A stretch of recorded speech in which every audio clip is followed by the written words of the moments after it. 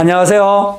어저께 1기 신도시 재건축 선도지구 선정 요건을 발표를 했습니다. 세부적인 내용과 또 일산 1기 신도시는 어떤 조건을 갖추고 움직여질 것인지 한번 살펴보도록 하겠습니다.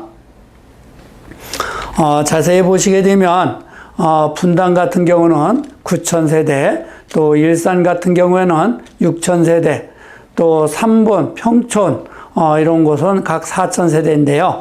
여기서 지역별로 기준 물량 50%를 추가가 가능하다는 것이죠. 그래서 분당 같은 경우는 12,000세대, 일산은 9,000세대, 3번 평촌 이러한 곳들은 각 6,000세대씩 가능하다는 것이고요.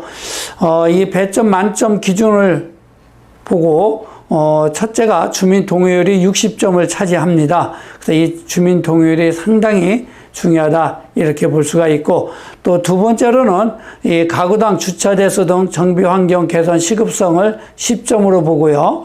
또 세 번째 통합 정비 참여 주택 단지 수 이것을 10점으로 본다는 것이죠. 이것은 이제 몇 개의 단지가 같이 묶여서 움직여질 수 있느냐, 이것이 관점이고요. 일산 같은 경우는 4개 단지씩 묶어서 통합 재건축을 할 수 있게끔 잘 만들어져 있어서 그러한 부분은 상당히 유리하다고 볼 수가 있고요.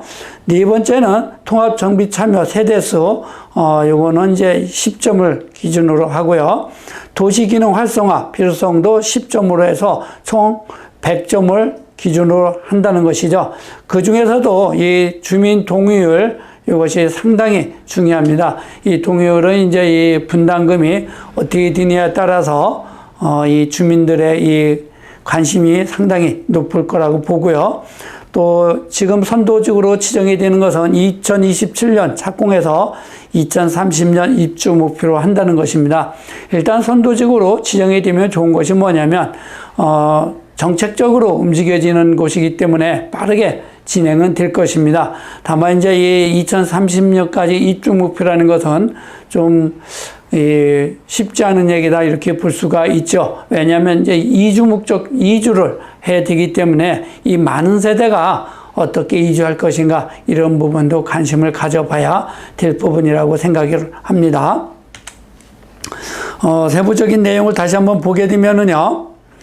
지자체들은 국토부가 정한 세부, 평가, 기준과 배점을 기본 조건만 충족한다면 지역 사정에 맞춰 조정할 수 있다라는 얘기고요.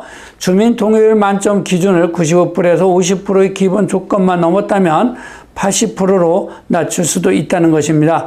그리고 1기 신도시 각 지자체들은 자신들이 세운 선정 기준을 담은 공모 지침을 다음 달 25일 공고하고 선도지구 공모를 시작한다.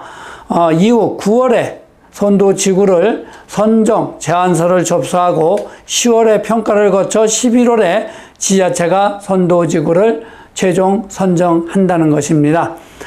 그리고 여기서 또 하나 참고할 것은 1기 신도시 일산 같은 경우는 사전 컨설팅을 하기 위해서 선정을 받기 위해서 이 주민 동의를 받았는데요. 이거를 무시하고 국토부에서 이 참여, 그러니까 주민 동의를 받는 양식을 별도로 지급을 한다고 합니다.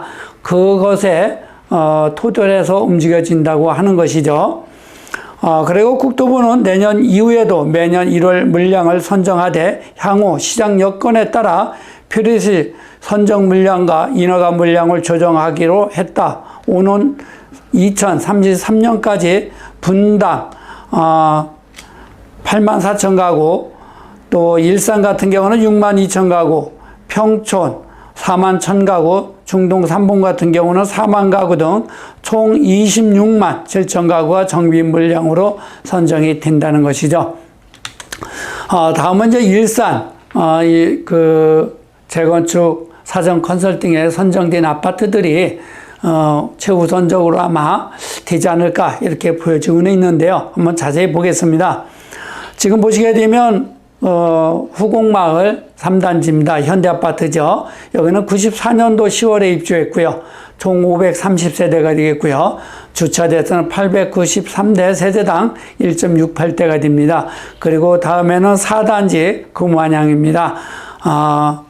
95년도에 입주를 했고요. 여기는 752세대가 되겠습니다. 그리고 10단지 95년도 3월에 입주했고 516세대, 그리고 건영아파트죠. 15단지 94년도 6월에 입주했고 766세대. 그래서 이 4개 단지 총 2564세대가 됩니다.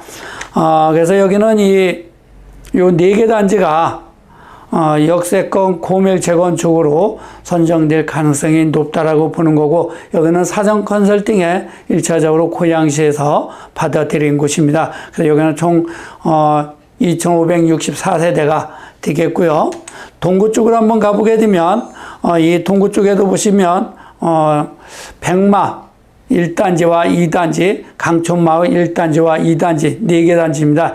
여기는 이 중대형평으로 구성이 돼 있기 때문에 지분도 크고 하기 때문에 재건축을 한다고 그러면 빠르게 진행될 수도 있다, 이렇게 볼 수 있죠. 세부적인 것을 보면 백마 1단지 삼성은 93년도 1월에 입주를 했고요. 총 772세대가 되겠습니다. 그리고 백마 2단지 극등사만이죠. 여기는 92년도 9월에 입주를 했고 총 806세대가 되겠고요. 강촌마을 1단지 동아아파트죠. 여기도 92년도 10월에 입주를 했습니다. 세대수는 720세대. 그리고 강촌 2단지죠. 한신아파트 93년도 10월에 입주했고 여기는 608세대가 되겠습니다. 그래서 이 4개 단지 총 보면 2,906세대가 되겠습니다. 그래서 이 동구에서 여기가 1차적으로 92년도 최초로 입주가 시작된 그런 아파트들이죠. 그리고 다음은 백송마을입니다. 5단지 사무풍림 아파트죠. 여기도 고양시에서 1차적으로 선정이 된 곳입니다. 그래서 여기는 92년도 여기도 입주를 했고요. 총 786세대가 됩니다. 그래서 전체적으로 고양시 이 1기 신도시를 봤을 때 서구와 이 동구 쪽 이걸 전체적으로 세대를 합해 보니까 6,256세대가 됩니다. 그래서 여기서 플러스 3,000세대가 가능하다는 것이죠. 그래서 9,000세대. 그럼 나머지 3,000세대는 어디가 될 것인가? 이렇게 봤을 때 이 덕양구 쪽에서도 아마 진행이 되지 않을까 이렇게 보여지고 있고요. 어찌됐든 이러한 부분을 우리가 참고 삼아서 빠르게 선도지구로 지정받기 위해서는 이런 아파트 단지들은 이 주민 동의율, 이것이 제일 중요시 되기 때문에 거의 뭐 90% 100% 받는다라 그러면 1차적으로 선정이 되지 않을까 이렇게 보여지고는 있습니다. 다만 우리가 이제 이 정부 계획대로 움직여진다 그러면 정말 좋겠지만 그게 쉽지 않을 거라는 거, 우리가 그것까지는 감안하고 움직여야 될 것입니다. 감사합니다.